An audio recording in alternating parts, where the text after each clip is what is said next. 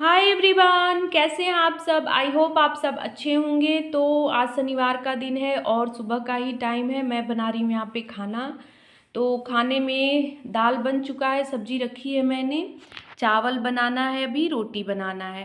तन्मय school चला गया है, तन्मय को मैंने टिफ़िन बना के दे दिया था। इधर मैंने चाय रखी है पापा के लिए, वो अभी टहल के आए हैं तो उनको मैं चाय दे दूँगी पहले।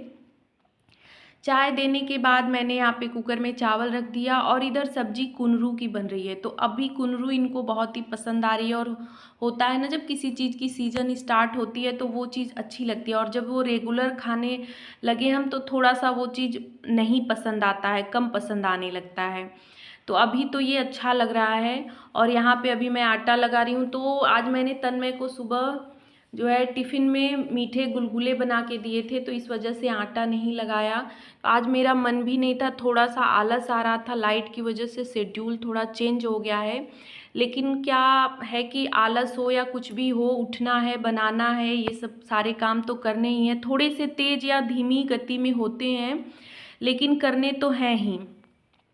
रफ्तार जो है हमारी लाइफ की चलती ही रहती है, कभी रुकती नहीं है। अगर ईश्वर की कृपा है, हम स्वस्थ हैं, अच्छे हैं, तो धीमी गति या तेज़ गति से चलना ही है और चलना ही ज़िंदगी है। ये चीज़ है कि जब तक हम चलते हैं तभी तक हमारी लाइफ अच्छे से चलती रहती है। और जहाँ हम रुके या अपने मन को थोड़ा सा ये किए ना कि ढीला कर दिए कि नहीं, तो फिर वहाँ पे हमारा सारा सिस्टम गड़बड़ हो जाता है। तो यहाँ पे देखिए, मैंने घी जो कल बनाया था उसको भी इधर छान लिया है, डब्बे में रखने के लिए आटा लगा दिया, उधर दूध उबलने के लिए रख दिया है। तो अब मैं जा रही हूँ बनाने रोटी। तो सबसे लास्ट में रोटी बनती है। तो जब ये नहा लेते हैं, नहाने के बाद जब इनका बिल्कुल जाने का टाइम रहता है तभी मैं गरम गरम ही रोटी बना के देती हूँ। तो रोटी बनाने के बाद मैंने फिर वही किचन की साफ़ सफाई की, फिर मैं नहाने चली गई थी। नहाने के बाद अभी ये देखिए शाम का टाइम है, करीब 4 बज रहे होंगे। तो मैंने सोचा कि धूप ख़त्म हो गई है, लेकिन धूप अभी था छत पे। तो कपड़े मैंने दोपहर में नहीं डाले थे, और ये वही कपड़े हैं जो मैंने पहने थे तो हाथ से ही धुल दिए थे। मैं मशीन में डेली के डेली कपड़े नहीं डालती हूँ, जो पहनने वाले होते हैं उसको हाथों हाथ धो लेती हूँ और एक दिन के बाद फिर मशीन लगाती हूँ। तो आजकल तो वही है कि लाइट सुबह या शाम इस ऐसे रह रही है तो कपड़े भी उसी टाइम धुलते हैं।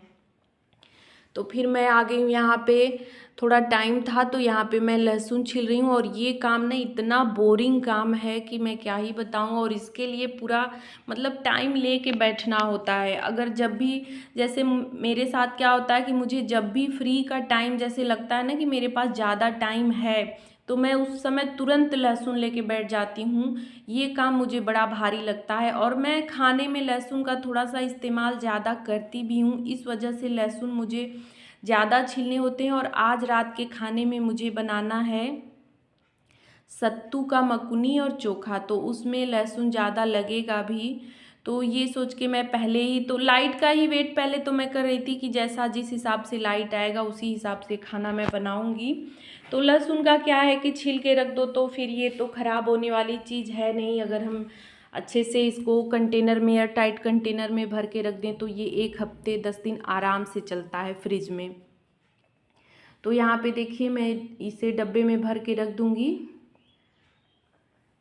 तो अभी तो जैसे जब मैं ये लहसुन छील रही थी तब तक दिमाग में बस ये था कि अगर लाइट जल्दी आ जाएगी तब तो बनाऊंगी ऐसे मकुनी चोखा, और अगर लाइट लेट आई तब तो फिर कुछ और ही सिंपल सा बना दूंगी।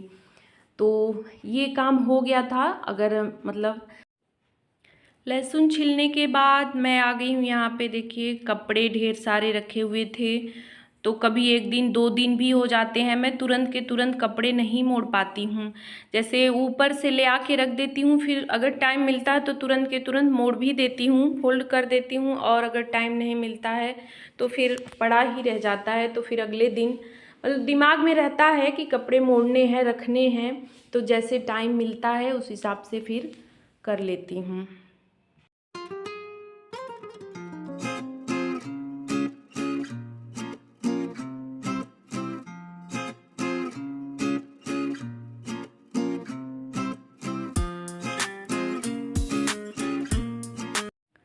तो तो कपड़े फोल्ड करने के बाद अब बारी आ गई है इसको अरेंज करने की, किसके कपड़े कहाँ हैं, कहाँ रखने हैं। तो ये भी अरेंज करना होता है, ये भी एक काम हो जाता है। उसके बाद मैं आ गई हूँ किचन में और फाइनली मैं बना रही हूँ सत्तू की मकुनी और चोखा। तो चोखा के लिए देखिए मैंने कुकर में तेल डाल के आलू रख दिया है और इधर कढ़ाई में मैंने तेल डाल के बैंगन और टमाटर रखे हैं। तो कुकर में बैंगन टमाटर डालने से थोड़ा सा वो पानी छोड़ने लगता है, उसका टेस्ट थोड़ा अच्छा नहीं आता, और इस तरह से कढ़ाई में रखने से अच्छा टेस्ट आता है। वो वीडियो मैंने लिया नहीं, मैं भूल ही गई उसका वीडियो बनाना, जब मैं बैंगन और आलू वो टमाटर डाल रही थी। और इधर मैं सत्तू में मसाले मिलाने की तैयारी कर रही हूँ। तो मसाले में देखिए मैंने यहाँ पे लहसुन, मिर्च, अदरक और ये हरा धनिया, इन सब का पेस्ट बना के मिलाऊंगी। तो लहसुन अदरक मैंने पीस लिया था, धनिया कट करके नहीं डाला था, क्योंकि ना मैं अभी फ़ोन पे बात कर रही थी तो दिमाग से हट जा रहा था कि क्या भूल भी जा रही थी मैं, दिमाग मेरा बात करने में लगा हुआ था। तो फिर मैं धनिया भूल गई थी, तो फिर दोबारा से आई तो धनिया कट करके मैंने डाला। तो इन सबको मिला लेना है इसमें।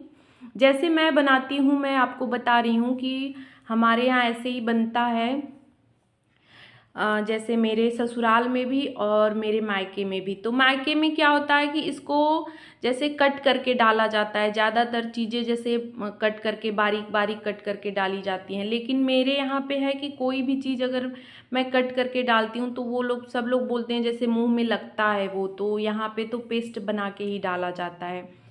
तो ये पेस्ट मैंने बना लिया है और अब कुछ मसाले इसमें डालने हैं। तो मसाले में देखिए इसमें मैं डाल रही हूँ अजवाइन और मंगरेल, जो काला वाला मंगरेल होता है, कलौंजी भी बोला जाता है उसको, और जीरा। तो बस यही 3 चीज़ ये है। और मैं डालूँगी इसमें ये मिर्च का अचार, जो भरवा मिर्च का अचार बनता है तो उसका मसाला इसमें डाला जाता है, बहुत ही अच्छा टेस्ट होता है। तो अभी मेरे पास है, जैसे नहीं होता है तो मैं कभी इसमें अमचूर पाउडर डाल देती हूँ। तो अमचूर पाउडर तो कम डालती हूँ, लेकिन नींबू का रस मैं डाल देती हूँ। तो ये सब मसाले हो जाते हैं, नमक और फिर सरसों का तेल, ये सारी चीज़ें मिला के मसाले को तैयार किया जाता है। तो देखिए यहाँ पे मैंने मिर्च का अचार लिया है और लास्ट में मैं तेल डाल रही हूँ। तो तेल भी थोड़ी सी अच्छी मात्रा में डालना होता है, जैसे होता है ना कि ये हम लोग के यहाँ पहले ये मुझे बनाना नहीं आता था बिल्कुल भी। जब शादी करके मैं यहाँ पे आई थी तो मुझे सत्तू का पराठा ये बनाना बिल्कुल नहीं आता था। जैसे पराठा का मतलब कि जो तवा पे सेके जाते हैं तो उन्हें पराठा सत्तू का हम लोग बोलते हैं, और जो कढ़ाई में छानते हैं भर के तो उसे मकुनी बोला जाता है हमारे यहाँ। तो और जो ऐसे उपले पे बनाया जाता है तो उसे सत्तू की बाटी कहा जाता है। तो मैं मकुनी बना रही हूँ। तो मसाले का ये होता है ना कि जब लड्डू की तरह मसाले बंधने लगे हाथ में तो समझना चाहिए कि मसाले अच्छे से तैयार हो गए हैं। उतना सरसों का तेल इसमें अच्छी तरह से मिलाना होता है। उसके बाद मैं बना रही हूँ यहाँ पे भरता। तो मैंने आलू, बैंगन और टमाटर को मैश कर लिया है अच्छे से, और उसमें डाला है मैंने हरा धनिया, लहसुन, हरी मिर्च, अदरक और सरसों का तेल, नमक, ये सब डाल के मैंने चोखा तैयार कर लिया है। फिर मैं यहाँ पे आटा लगा रही हूँ, और आटे के लिए मैंने इसमें देसी घी डाला है। तो देसी घी का मोयन से बहुत ही सॉफ्ट बनते हैं, जो है मकुनी बट्टी जो भी बनाना हो तो वो बहुत ही सॉफ्ट बनता है, या पराठा। तो अच्छे से इसको मोयन हाथ से मलना है अच्छे से 5 मिनट। उसके बाद बिल्कुल गीला आटा तैयार करना होता है। तो कोई भी जैसे भरवा पराठा हम बनाते हैं आलू का या चने दाल का जो भर के बनाया जाता है, तो उसका आटा जितना गीला रहेगा, जितना सॉफ्ट रहेगा, और गूँथना भी अच्छे से होता है। तो उसमें जितना बढ़िया सा होता है ना कि जितना बढ़िया आटा रहेगा तो पूड़ी या पराठा उतने ही अच्छे बनते हैं। तो अच्छे से गूँथ लेना है, बिल्कुल सॉफ्ट, थोड़ा सा गीला रखना होता है, तो फूटते नहीं हैं, जो भी हम इसमें भरते हैं तो वो ख़राब नहीं होता है। तो आटा लगाने के बाद बस मैं यहाँ पे मकुनी बनाने की तैयारी कर रही हूँ। तो बस ऐसे ही आटा लेके उसे फिर गोल गोल बना के उसमें मैं भर लेती हूँ। देखिए सबका बनाने का तरीका अलग अलग होता है, सब लोग अपने हिसाब से बनाते हैं। जैसे वो बना पाते हैं, जैसे उन्हें सुविधा होती है, तो सबका तरीका अलग होता है। तो मैं इस तरीके से बनाती हूँ और मुझे आसान भी लगता है और मुझे अच्छे से मुझसे बन भी जाता है। तो बस मैं यहाँ पे छान ले रही हूँ और सारे मतलब मकुनी जितनी भी बनाई थी मैंने सब अच्छे बने थे। कभी जैसे ये मैं बना रही हूँ थोड़ा सा बड़ा बड़ा बना रही हूँ, कभी कभी बहुत छोटा छोटा भी बनाती हूँ। तो जैसे कभी देखिए कितने अच्छे से बन रहे हैं।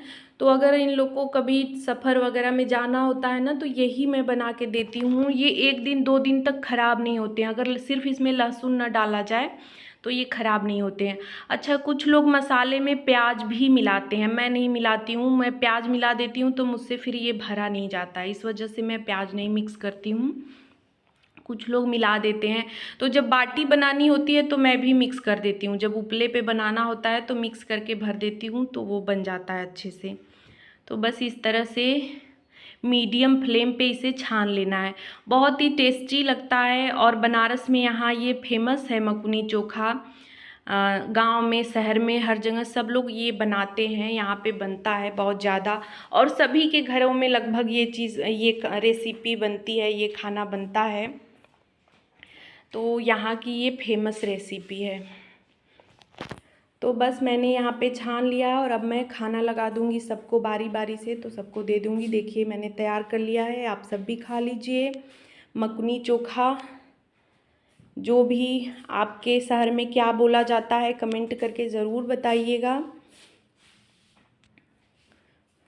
तो बस वीडियो का एंड मैं यहीं पे कर रही हूँ, सबको खाना दूँगी, उसके बाद वही किचन की साफ़ सफाई होगी और फिर रात को सोया जाएगा। तो वीडियो आपको ये कैसा लगा कमेंट करके ज़रूर बताइएगा और अच्छा लगा हो तो शेयर करिएगा, लाइक करिएगा और चैनल को सब्सक्राइब करिएगा। Good night, bye.